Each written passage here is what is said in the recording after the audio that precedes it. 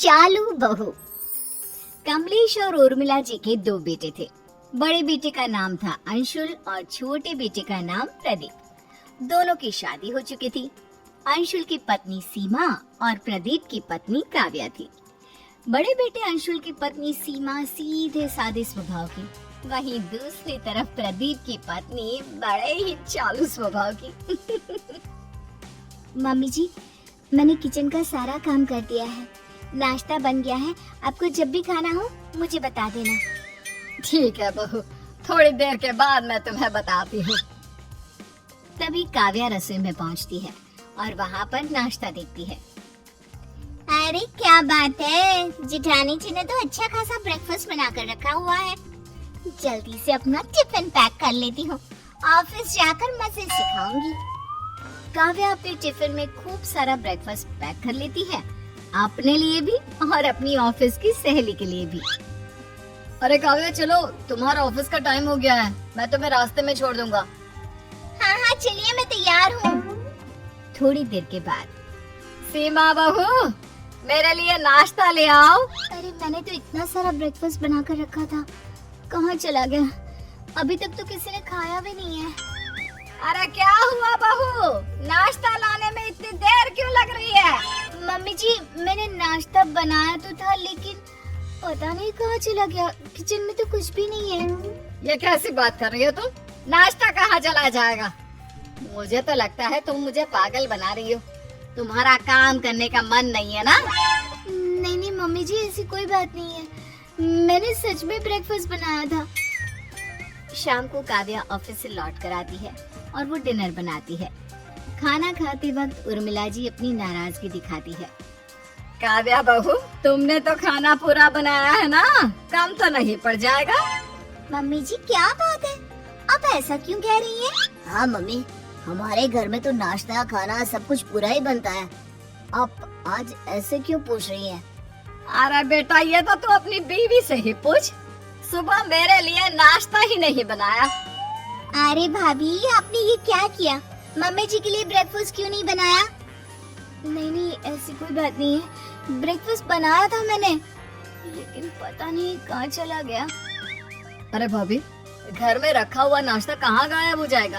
आप भी कैसी बातें करती हैं? कोई बात नहीं मम्मी जी, मैंने खूब सारा खाना बनाया है, आप आराम से खाइए। हो सकता है भाभी का मन ना हो नाश्ता बनाने का, सीधे सीधे तो वो आपसे कह नहीं सकती, क्यों भाभी? सबकी बातें सुनकर सीमा चुपचाप रह जाती है। और फिर एक दिन, देखो बच्चों, अब हमारी उम्र हो चली है। हमारी जो भी जमा पूंजी है, मेरा मतलब है कि तुम्हारी माँ के गहने वगैरह, हम चाहते हैं कि वो अब हम तुम्हें दे दें। अब तुम लोग उनकी देखभाल करो और अपने पास रखो। लेकिन पापा आप है ना सब संभाल कर रखने के लिए। अरे पापा जी ठीक ही तो कह रहे हैं, कल को भगवान न करे उनकी तबीयत ऊपर नीचे हो जाए, कुछ हो जाए।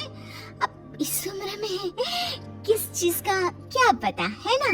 बहुत सही कह रही है। देखो बेटा, बाकी सारी चीजें तो मेरे पास दो है, लेकिन ये जो बड़ा वाला हार है ना, ये बस एक ही है। कोई बात नहीं मम्मी जी, ये हार आप अपने पास रख लीजिए और बाकी की चीजें आप चाहे तो हम दोनों को दे सकती हैं। लेकिन मम्मी जी, आप इस उम्र में इसे कैसे संभालेंगी? अरे कहीं इधर उधर रखकर भूल गई तो? बहुत सही कह रही है, लेकिन प्रॉब्लम ये है कि हम इस हार को तुम दोनों में से किसे बांटे? हाँ पापा, ये बात तो सही है, लेकिन कोई बात नहीं, अंशुल भैया बड़े हैं, आप चाहे तो ये उनको दे दीजिए। हाँ वैसे आप ठीक ही कह रहे हैं मम्मी जी, ये हार आप सीमा भाभी को ही दे दो। अरे नहीं नहीं, इस पर तुम्हारा भी पूरा अधिकार है। पूरे परिवार में किसी को समझ में नहीं आता कि उस हार को दोनों बहुओं में किस तरह बांटा जाए। काव्या हार को पूरी तरह से अपने पास रखना चाहती थी, इसीलिए एक दिन मौका देखकर वो उर्मिला जी के पास पहुंच गई। मम्मी जी, मेरे मायके में ना शादी है, तो मुझे वो आपका बड़ा वाला हार चाहिए था। अरे हाँ हाँ, क्यों नहीं बहू, ले जाओ ले जाओ, तुम्हारे काम नहीं आएगा तो किसके आएगा, लेकिन थोड़ा संभाल कर रखना। हाँ बेटा। काव्या उस हार को लेकर अपने मायके चली जाती है और जब वो शादी से लौट कर आती है तो बुरी तरह से रोते और चिल्लाते हुए वापस आती है। ये देखकर सब लोग डर जाते हैं। क्या हुआ काव्या, तुम इतना रो क्यों रही हो? सब ठीक तो है ना काव्या? तुम्हारी हालत देखकर लग रहा है कि कुछ हो गया है। काव्या क्या हुआ? मैंने तुम्हें पहले ही अकेले जाने से मना किया था। क्या बताऊं, रास्ते में किसी ने मेरा पर्स छीन लिया और उसमें से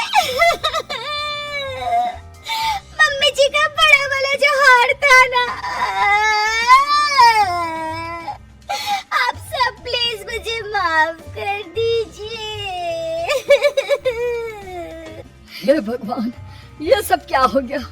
वो हार तो बहुत महंगा था। मम्मी जी मुझे माफ कर दो, चोर ने मेरी गर्दन पर चाकू रख दिया था। अगर मैं उसे वो हार नहीं देती तो वो मुझे मार देता। और कोई बात नहीं बहू, हार तो बहुत आ जाएंगे। भगवान का शुक्र है कि तुम ठीक हो। हाँ ठीक कहते हैं आप। अगर हमारी बहू को कुछ हो जाता तो। तुम हार की चिंता मत करो काव्या, हम दूसरा हार बनवा लेंगे, तुम अपना ख्याल रखो। कुछ दिनों के बाद एक दिन अचानक काव्या की मम्मी काव्या के ससुराल आ जाती है। उस वक्त काव्या अपने ऑफिस में थी। कैसी हैं समधन जी? बहुत दिन हो गए, सोचा आपसे मिलकर आती हूँ। अरे बहुत अच्छा किया। और बताइए सब ठीक है ना? हाँ जी सब ठीक है। ये काव्या ना एक पैकेट मुझे दे गई थी जब शादी में आई थी।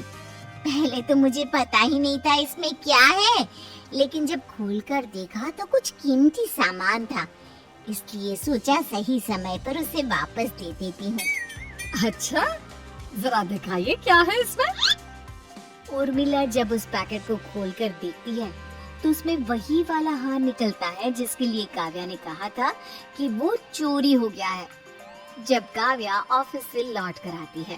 काव्या, तुमने हम सबसे झूठ बोला। ये हार तुम्हारी मम्मी देकर गई है। काव्या, तुम्हें इस तरह झूठ बोलने की क्या जरूरत थी?